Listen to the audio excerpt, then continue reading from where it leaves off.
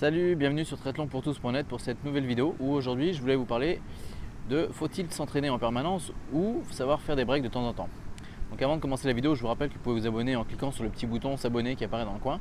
Comme ça vous pouvez être au courant de toutes les dernières vidéos mises à jour.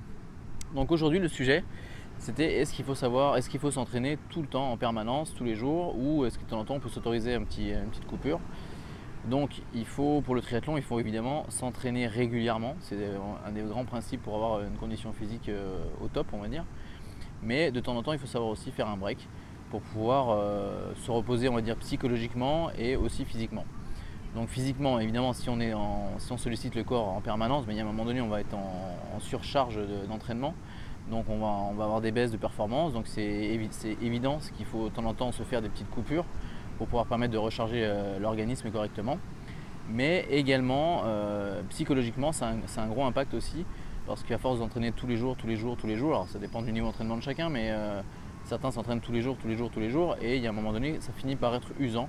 Donc on perd la motivation, on perd l'envie d'y aller, et donc les performances vont aussi être en baisse par rapport à quelqu'un qui fait de temps en temps des petites coupures. Donc aujourd'hui, je suis un bon exemple, parce que vous devez voir derrière moi qu'il y a une petite plage assez sympa.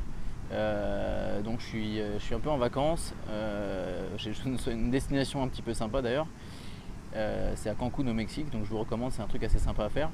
Mais ça n'empêche pas que pendant une semaine, je me suis pas autorisé je me suis autorisé à faire un peu la fête, à faire un peu de divertissements divers et variés.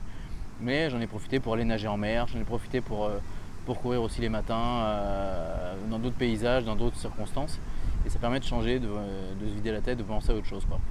Donc voilà, donc il ne faut pas faire des coupures évidemment tous les 15 jours, mais de temps en temps c'est bien de faire une petite coupure pour déjà d'aller partir ailleurs, de faire un entraînement qui change un peu, parce qu'on va courir dans des nouveaux lieux qu'on ne connaît pas, on va faire nager dans un lieu qu'on ne connaît pas, donc nager en mer, moi je nage rarement en mer parce que j'habite pas au bord de la mer.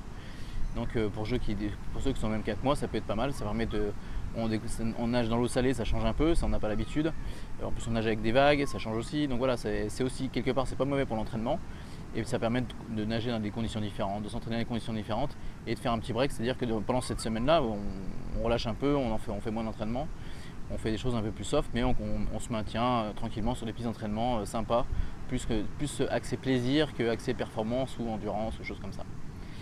Donc voilà.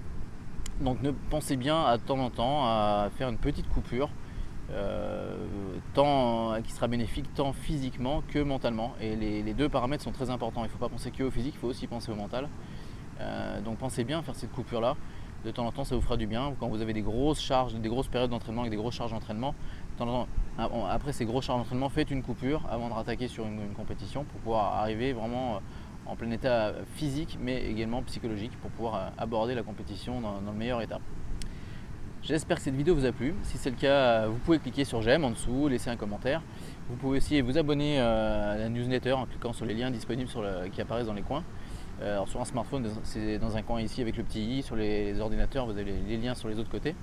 Et vous pourrez être abonné à la newsletter, être informé de toutes les nouvelles vidéos, les nouveaux articles. Et en même temps, vous pourrez avoir 2 petits bonus à télécharger pour vous aider à progresser encore dans le triathlon. Voilà, à une prochaine vidéo. Salut!